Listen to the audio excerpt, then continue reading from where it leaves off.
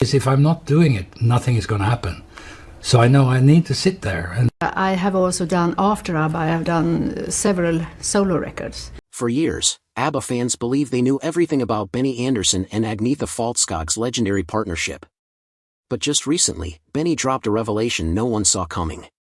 His latest admission about Agnetha has left fans stunned. Was their relationship more than just music? Stay tuned to uncover the shocking truth. Benny Andersson has spent decades crafting music, but in a recent reflection on ABBA's journey, one name kept surfacing: Agnetha Faltskog. Their collaboration shaped some of the most iconic songs in music history, but what Benny revealed about her has left fans speechless. For years, their relationship seemed to be just another partnership in a successful band. They wrote music, performed together, and delivered hit after hit. But Benny's latest comments suggest there was more beneath the surface. He spoke of Agnetha not just as a singer, but as a force that transformed his own artistry. Fans always saw the polished performances, but behind the scenes, things were far more complicated. "We're sorry we can't be with you tonight, or if it is today, but..." Benny admitted that their dynamic wasn't always easy. There were moments of tension, creative clashes, and emotional highs and lows. Yet through it all, there was an undeniable connection. Now, decades later, Benny is opening up in ways he never has before. His words hint at a truth that was long buried beneath the music and the fame. So, what did he really mean, and why is he speaking about it now? Let's take a closer look at how it all began. The early 1970s were a turning point for both Benny and Agnetha. Benny had already established himself with the Hep Stars, a Swedish pop group that had seen significant success.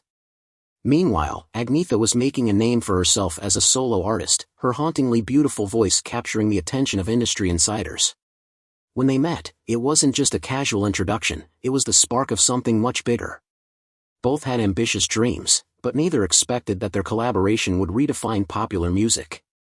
From the moment they started working together, the chemistry was undeniable. Benny later admitted that he wasn't just looking for a talented singer, he was searching for someone who could challenge him. Agnetha did exactly that.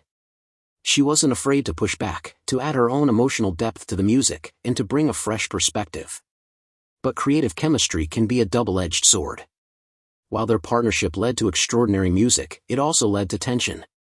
They had different approaches, different ways of working, and different expectations. Still, neither of them could deny that together they were capable of something truly special. What started as a simple collaboration quickly became something far more complex. Everything that comes onto a track, his music, Benny Andersson was known for his perfectionism in the studio.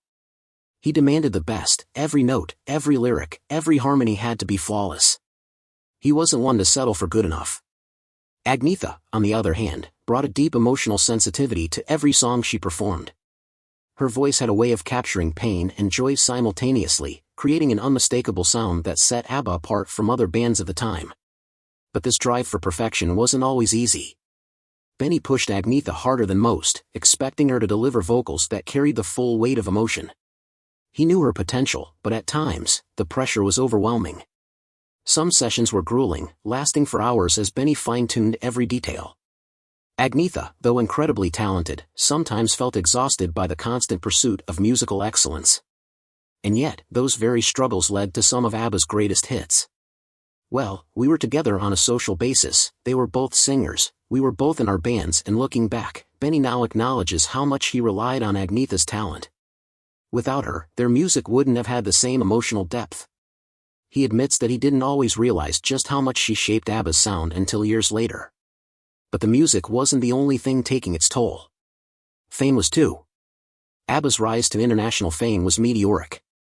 The band went from being a Swedish sensation to one of the biggest names in the world. But for Agnetha, the attention wasn't always welcome. She once described fame as feeling trapped in a glass box, watched by millions yet isolated in her own struggles. Concerts, press appearances, and non-stop travel drained her.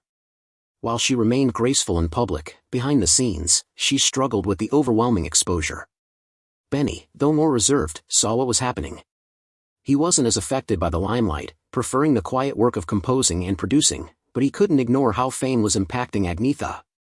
"It's a long process, but the thing is, if I'm not doing it, nothing is going to happen." There were moments when the pressure of stardom threatened to break her. She longed for normalcy, for a life beyond ABBA. Benny, in his recent reflections, admitted that he didn't fully understand just how difficult it was for her at the time. Still, the band kept going, the music had to be made, the performances had to continue, but beneath the polished exterior, cracks were beginning to show, and soon the weight of it all would become too much to ignore. As ABBA reached new heights of fame, their personal lives began to unravel. Agnetha's marriage to Bjorn was deteriorating, and the strain of constantly working together only made things worse. At the same time, Benny's relationship with Anni-Frid was also falling apart. The band that had built its success on love and harmony was now struggling with heartbreak behind the scenes. But rather than letting their personal pain tear the band apart immediately, they channeled it into their music. Their songs became more interesting, effective, filled with themes of loss, longing, and separation. Benny later admitted that the emotional turmoil was both a burden and a source of inspiration. Some of ABBA's most powerful songs were written during this period, including The Winner Takes It All, a song that fans still believe was deeply personal for Agnetha. Despite the emotional toll, the band kept moving forward, but the tensions, both personal and professional, were impossible to ignore, and eventually everything came to a breaking point. After ABBA disbanded in the early 1980s, Benny and Agnetha went their separate ways. For years, they had little to no contact. Fans speculated about their relationship. Was there resentment, regret? Neither spoke much about it publicly. This song going to be big because we could feel we had goosebumps. Benny focused on new musical projects, while Agnetha stepped away from the spotlight almost entirely. The silence between them left fans with more questions than answers.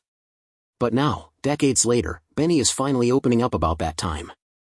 He admits that he didn't fully appreciate Agnetha's influence on ABBA's success until he looked back at it all. He acknowledges that their creative push and pull was essential to the band's identity. Without their dynamic, ABBA wouldn't have been the same. And then came the moment that no one expected, their reunion. When ABBA announced their Voyage album, the world was caught off guard. It had been decades since they had performed together, and for a long time, it seemed like a reunion would never happen.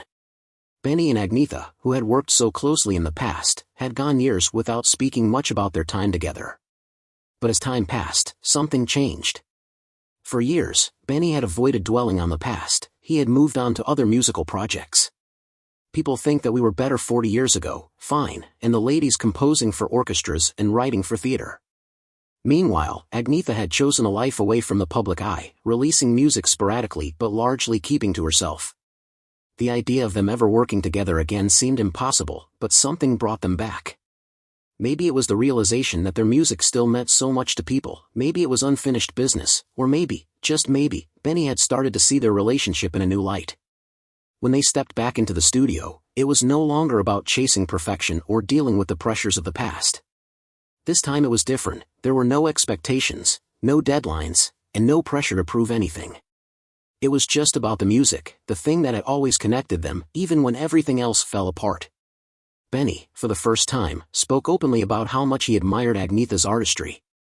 He admitted that her voice had always been the soul of their music. We were the perfect pair, he confessed, even when we didn't know it. For Agnetha, the experience was equally emotional.